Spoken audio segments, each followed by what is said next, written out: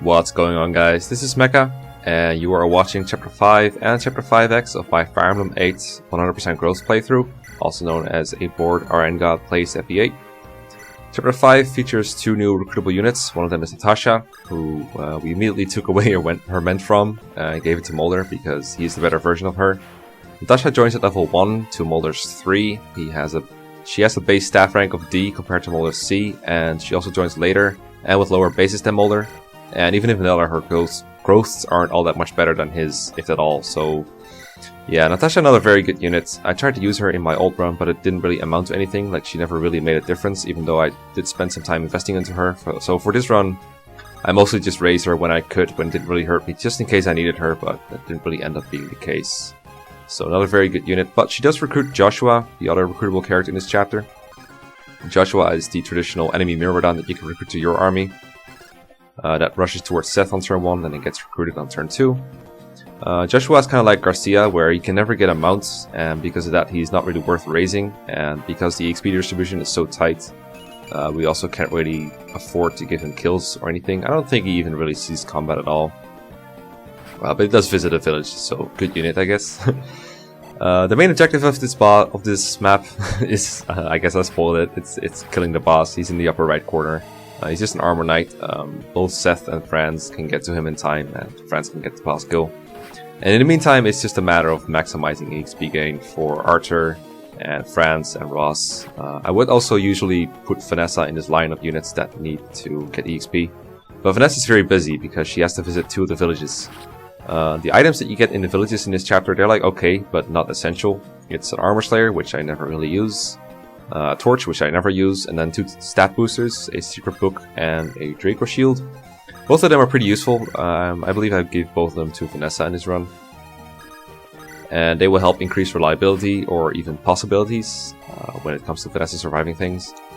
But the most important reason we're visiting all the villages in this chapter is because if you do visit all of them, you get a guiding ring at the end of the chapter. Chapter 5 guiding ring is very early, and we do need a very early guiding ring for Archer. He needs to promote preferably before Chapter 9 begins, so that he can start building his staff rank.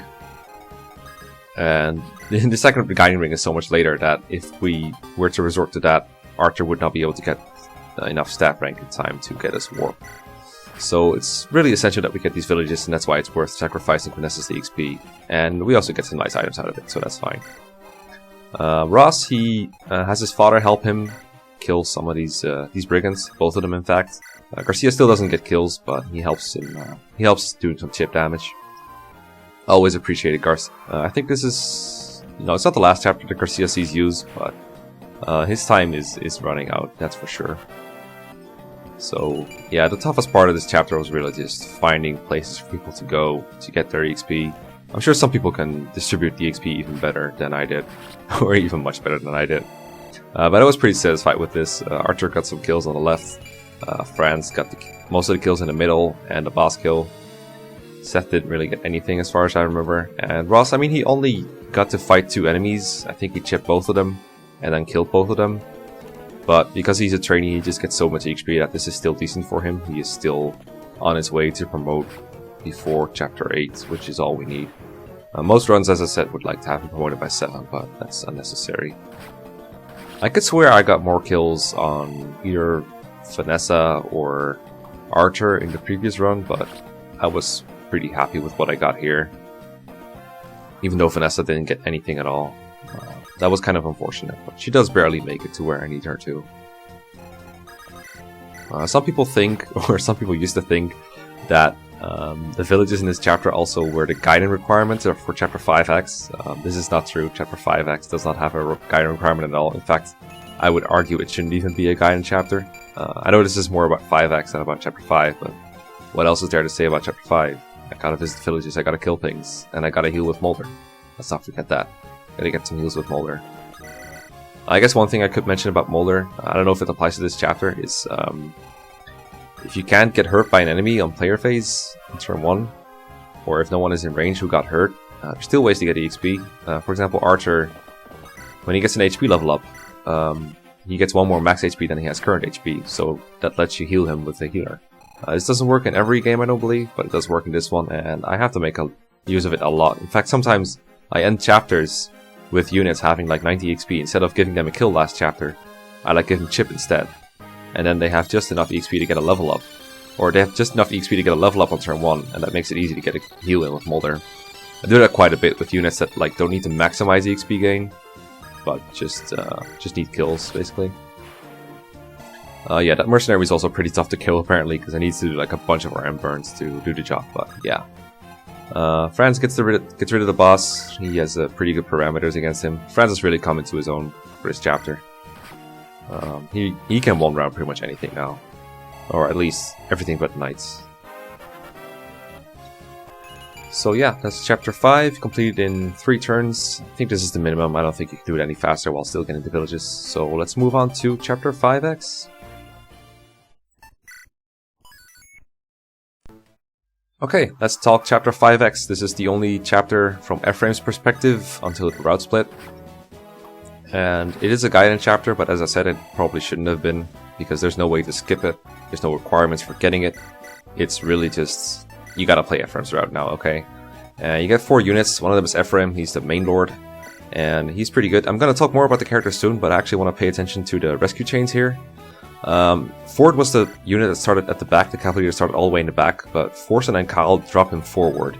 And next turn, what I'm gonna do is I'm going to rescue drop Orson forward, and this puts Orson in a position way further ahead than where he would have been if we just full moved him. And this is the key to saving a turn in this chapter that I didn't know about when I did my previous run. But Horus was kind of like, dude, Mekkah, you didn't even 6-turn this chapter, you 7-turned it, but it's like very easy to 6-turn it. So why didn't you do it?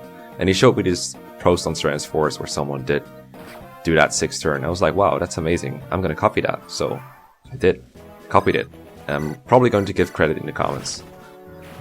So yeah, that's how you get Cavaliers ahead. Even though Orson is your unit that moves the furthest every turn, there's still ways to get him ahead. And I think that's one of the things I learned this playthrough. That was pretty cool to learn, and I use this trick more often later on whenever I can.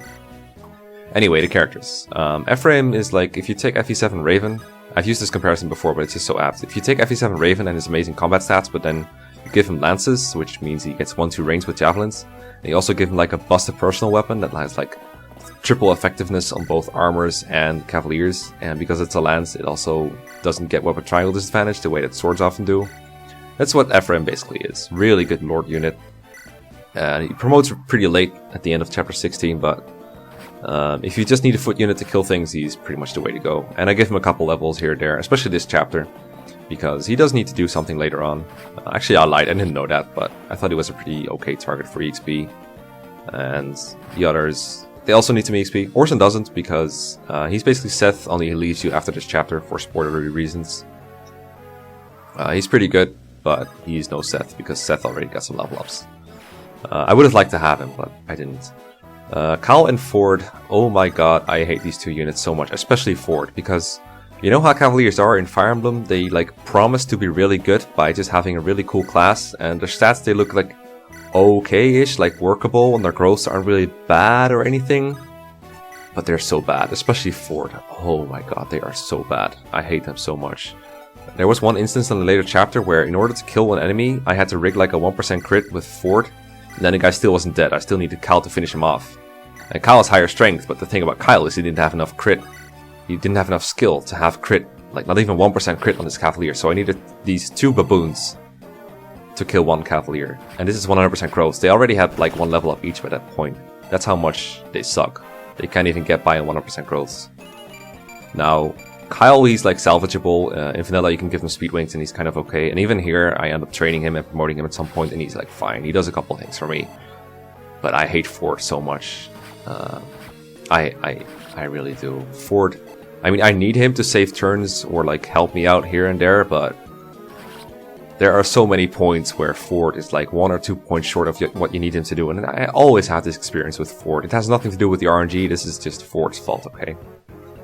So anyway, the basic strategy of this chapter has basically been copy-pasted, mostly up to this point. This is where it kind of diverges.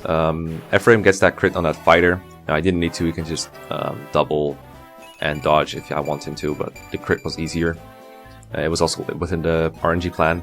But now it's time to get a 1% crit or something, because, you know, if I can see an opportunity to get more XP on someone, I'm going to do it, even if it takes a 1% crit. In this case, I was also kind of doing it to get the chest keys, because Ford is about to kill the fighter in the chest room. We can't get the chests themselves because they're way far out of the way. That's a kill lance and I believe an elixir, and then there's also a droppable elixir that I end up missing, but that's fine. There's enough money and I don't need the items themselves.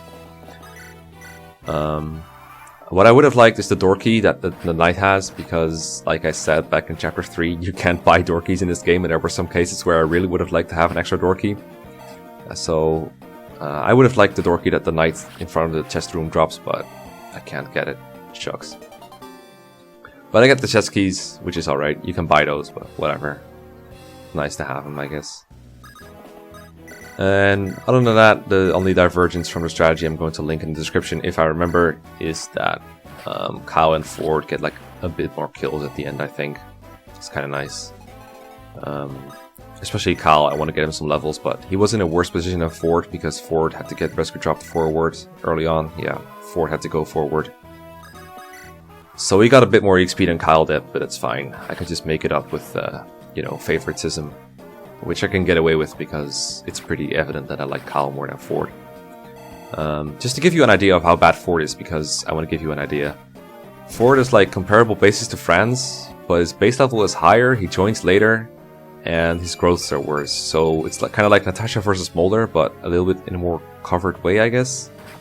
I don't know. I really don't like Ford. Did I tell you guys that? I think I did. The boss Santa is pretty easy. He has weapon triangle disadvantage against every single one of your units because they can all use lances. He weighs him down now. He weighs himself down with a steel lance or with a steel blade, so even Orson with a steel lance can double him. Pretty easy. I do gotta make sure to trade away Orson's stuff though, because it leaves after this. I did a bit of that in advance, not the most advanced inventory management you'll ever see, but you know, whatever works. And that way we gotta make sure that Orson is stripped clean at the end of the chapter. Because you know your unit can only hold 5 items, so you can't really trade all his stuff to one of your units. And that's how a 6 turn of 5x works. Again, not my idea, but it was good enough to copy, you know. It's easier to copy something good than to make something bad. That's it. Chapter 5x and 6. Thanks for watching, and I'll see you guys next time.